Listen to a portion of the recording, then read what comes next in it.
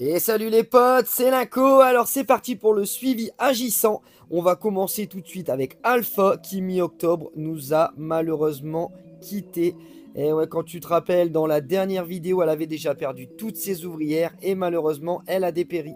Dans le tube, le seul tube qui servait à bien faire développer nos fourmis, eh bien malheureusement, Beta nous a quittés également. Elle avait déjà perdu toutes ses ouvrières.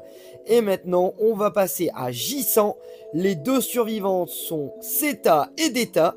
Et on va voir si ça se passe bien pour elle. Et on commence tout de suite avec Seta dans son cube de terre. Et bah, ça s'est bien passé. Non, non, pas de malheureusement. Tout va bien pour elle. Alors je te rappelle, c'est un petit terrarium entre guillemets fait en 3D que j'avais rempli de terre. Alors tout se passe bien pour elle, dans le sens où j'en vois pas mal venir fourrager. L'entrée du nid, il est là, il a été rétréci vraiment au millimètre. Il fait moins de 3 mm. Lorsque je mets une petite blade, certaines viennent se nourrir de temps en temps. Par contre, au niveau de l'intérieur des cavités, eh bien on n'y voit toujours pas grand chose, hein. Ça c'est la joie des terrariums. Quand tu mets de la terre, tu peux pas analyser le nid facilement comme dans les nids extérieurs. Alors par contre, j'ai essayé de zoomer un petit peu. Il y a un endroit où la cavité est un peu visible. Et regarde ici, après avoir passé quelques minutes à zioter. Tac. Et voilà, il y a une petite ouvrière qui passe. Donc j'ai zioté quelques minutes, j'ai essayé de faire quelques petits plans. Mais on voit toujours une petite ouvrière passer d'un côté, une de l'autre. Désolé, c'est très zoomé.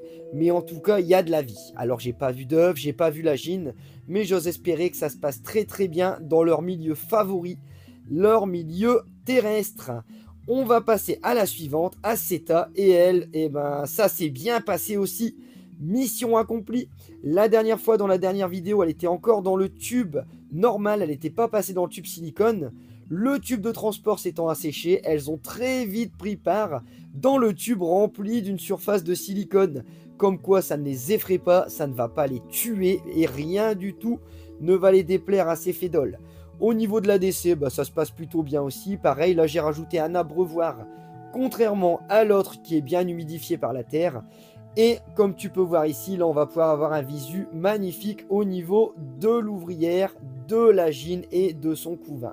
Donc ça c'est plutôt pas mal et comme tu peux voir, eh ben ça se passe plutôt bien. Voilà, donc on en a une centaine de jours. Là pour l'instant on va mettre un petit plus pour Deta. J'ose espérer que Seta ça cartonne aussi, mais malheureusement on n'a pas de vision, on ne peut pas le certifier. On verra ça dans les mois suivants. En tout cas, les deux espèces sont l'air de bien se porter. Je les nourris de la même manière, donc liquide sucré, 1 à 2 blades par semaine. Alors ce que je te propose, c'est de me dire qui va évoluer le plus vite et surtout dans combien de temps on se revoit. Dans 1, 2, 3, 4, 5 semaines, 1, 2 ou 3 mois pour voir vraiment l'évolution significative ou pas d'une de ces deux espèces. En tout cas, il y aura un gros changement de paramètres dans les deux setups.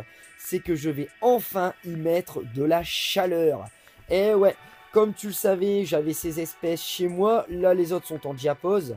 Ici, avec mes espèces exotiques, elles sont en diapause autour des 20-22 degrés. Tout comme ces fédoles. Là, on va rechecker rapidement la température. En tout cas, tu peux voir, ça évolue quand même. On a une vingtaine de degrés environ.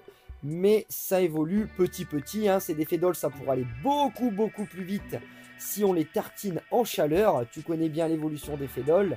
Donc là, on va checker un peu ce que ça nous dit. Madame Lagine qui s'est mis en retrait, bien sûr, elles n'aiment pas trop la lumière. Voilà, donc 20 degrés pour le nid de terre, 20,2, voilà, pareil pour le nid en silicone. Donc je te propose de monter. Dis-moi la valeur aussi qu'on pourrait monter pour que ça explose. Et dans combien de temps on se revoit. En tout cas, victoire pour Seta et Deta. Alpha, Beta, c'est perdu. Désolé pour ceux qui avaient parié sur elle. Moi, perso, j'étais pour Alpha. Maintenant, bah, c'est Deta. Abonne-toi, abonne-toi, abonne-toi.